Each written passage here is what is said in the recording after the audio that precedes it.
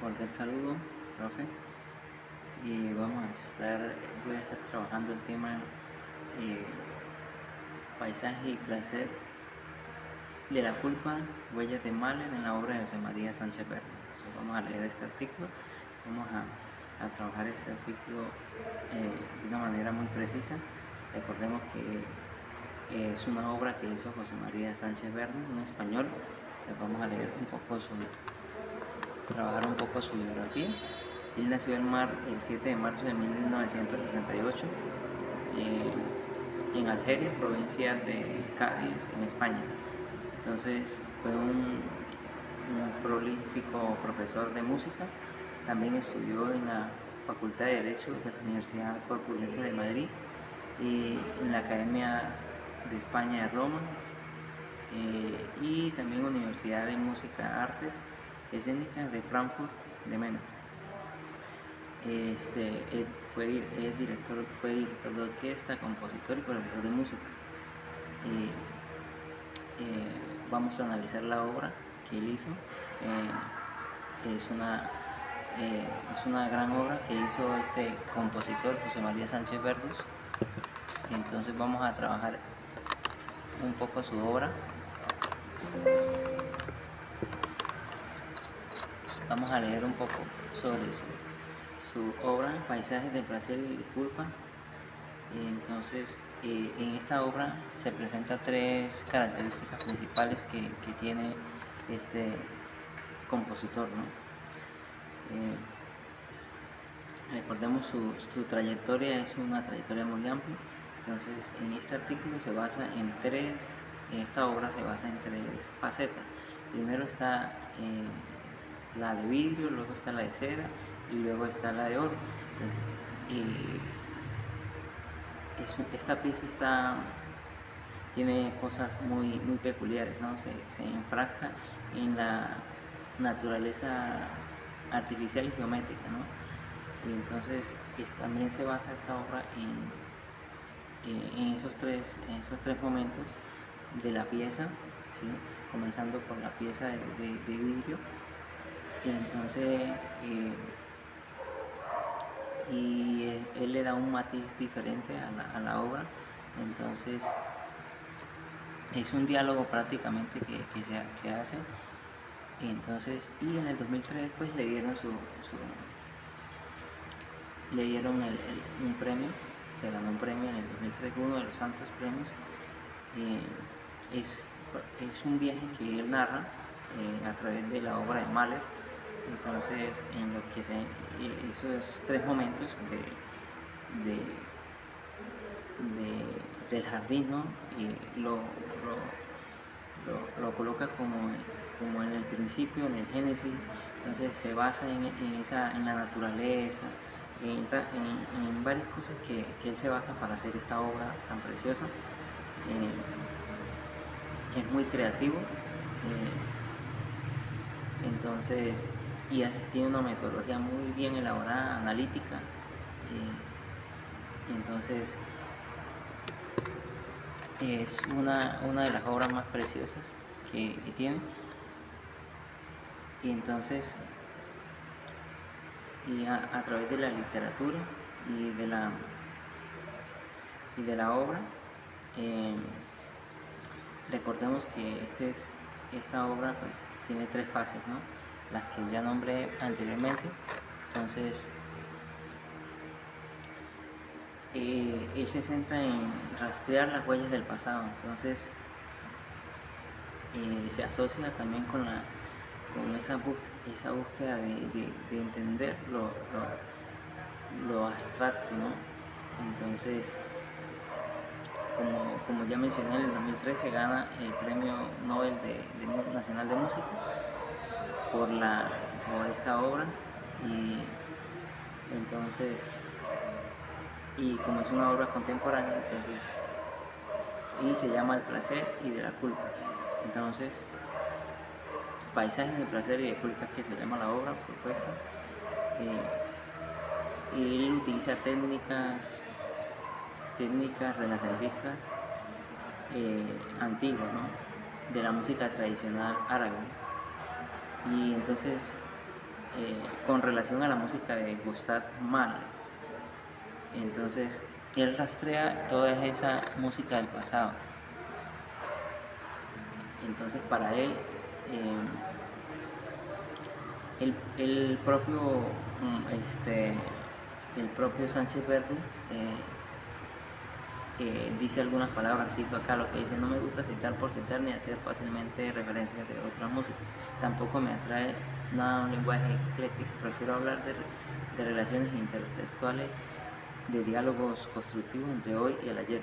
Entonces vemos acá lo que el compositor en su obra plasma,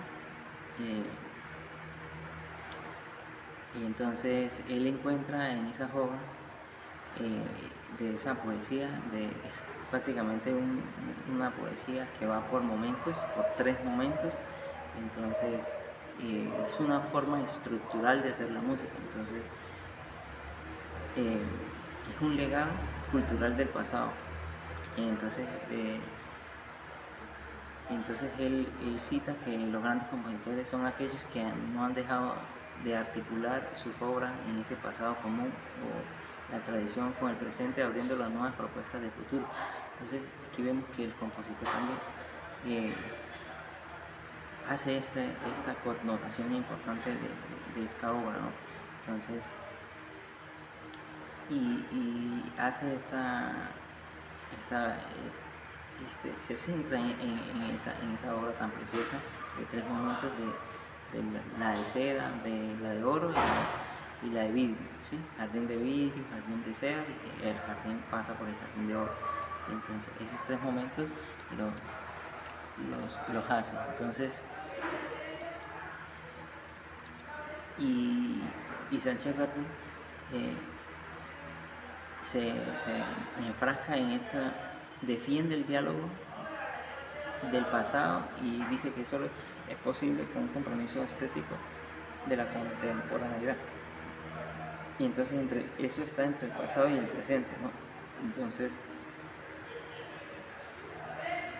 él se hace más difícil de rastrear, puesto que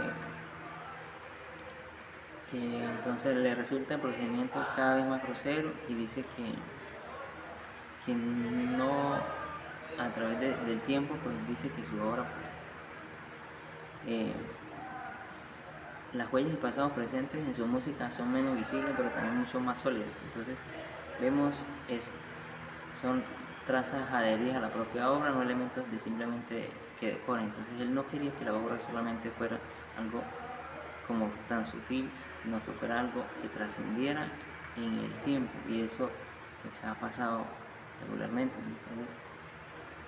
Entonces eso es lo que le quería Sánchez, pues Sánchez Verdi, para que no pasara en su obra. Entonces su música es muy pragmática, muy académica. Entonces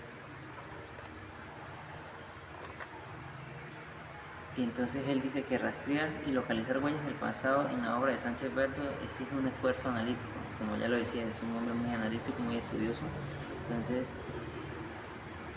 porque él se hacía varias preguntas. Imprescindible indagar en el universo de referencias interdisciplinares propias del autor, sobre todo averiguar de qué modo plasma esa referencia en la partitura, cómo él se plantea en la partitura, en la obra,